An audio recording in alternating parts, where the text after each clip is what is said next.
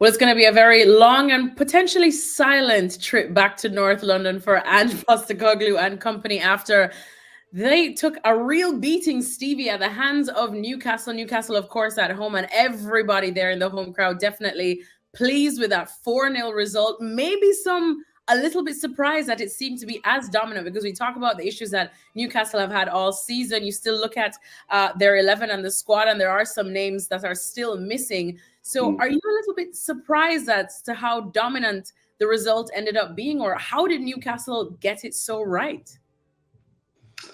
Yeah, I think 4-0 is a bit of a surprise, but I guess having sat through the game, by the end, it really wasn't. For half an hour, they kind of sparred with each other. Both tried to go forward. Nobody really in any real control when it came to that final third. And Newcastle pretty much sitting tight and letting Spurs come at them. And then after half an hour, just got after them on the break. 2 quick goals, one in 31st and 32nd minute. And all of a sudden, Spurs are 2-0 down. And actually from then on in, they never looked like getting back into this game. Van de Ven, who up until now has been one of the best defenders in the Premier League, had an absolute shocker. He fell over for the first one. He slipped for the second one. And actually the third one after an hour, horrendous defending. Let Isak run off him on the halfway line. I'm not sure whether he was sleeping or whether he was trying to play offside. Either way, he just let Isak run. And you can't give this guy 4 or 5 yards of a start. Took it forward and slipped it past goalkeeper into the back of the net. 3-0, and the game was definitely done by then. Shah got a late one in the 80th minute. Nice header from a corner. 4-0. Comfortable in the end. My goodness, Tottenham.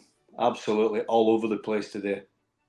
Yeah, and you mentioned Van der Ven. This is obviously a day for him to forget, and we've really not had much to criticize of him all season. But was it, as a defender, Stevie, as you were saying it, could Ange have said something probably to him, obviously, at halftime as well? Is it just one of those days? Obviously, the slips, when it's not your day, it's not your day. And we could see that. But probably for the other goal, maybe he could have closed down Isak a bit better, slowed down a bit.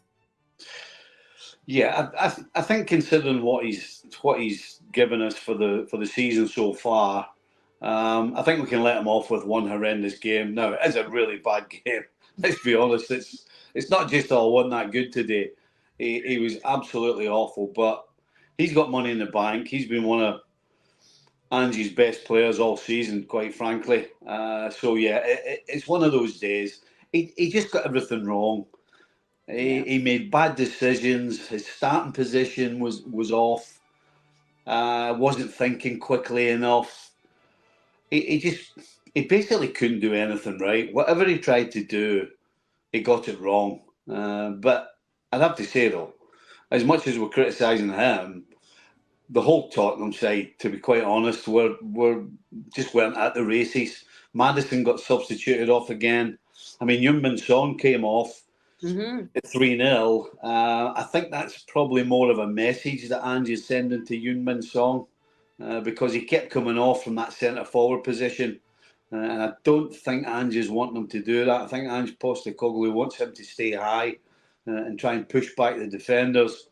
So I think that was a bit of a message, as opposed to him being any worse than anybody else. And Ange just had one of those days as well. Made changes, couldn't get anything right. Nobody performed. 1 through 11, even the three subs that came on, nobody really did anything. Just a horrible day at the office for everybody connected with Tottenham. But a fantastic one for anybody connected with Newcastle.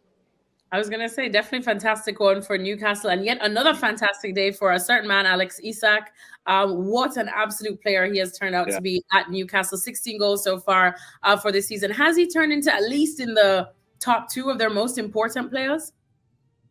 Yeah, absolutely. He's going forward. He's absolutely the key, and not far behind him is Anthony Gordon, whose pace really just worries all defenders. Never mind the back line of Spurs today. Gordon, since he's gone to Newcastle, really has. He's really upped his game, and I guess, to be honest, to put it all down to pace would be an injustice to him, because his brain's working, his head's up, he's running with the ball, he's going past defenders, but he's always aware of what's going on around him. And he played an incredible ball in the first half to Anderson, who made a late run. He picked him out with that ability to run with the ball with his head up. So, yeah, Anthony Gordon has been fantastic. Isak really is a top-class centre-forward. And if they can keep him fit, because that's basically the problem he's had, getting a real run of games without picking up injuries left, right and centre. So if they can keep those two fit, Anthony Gordon and Isak, they're going to terrorise any defence that's left this season in the Premier League. Well, Newcastle definitely look like they're at least trying to finish strong after what has been quite a challenging season for them, but they're managing to scrape back when it matters. This actually for Ange and Spurs is Ange's, I believe, worst defeat that he suffered so far, with 7 match days to go left in the Premier League. May not be panic stations just yet, Stevie, in terms of the top 4 race, but this is a big chance for Aston Villa now to give themselves at least a little bit of breathing space. Well, the problem Aston Villa has is they're playing against Arsenal. so yeah, it's an opportunity, but it's a tough ask. And actually, both of these sides, both Aston Villa and Spurs, have all of a sudden they're on a bit of a roller coaster. You know, you're not quite sure what you're going to get at the moment. You know, you're coming towards the end of the season, try to get that 4th spot. You want some consistency, and you know, you want you can't have your team turning up and you don't know what you're going to get.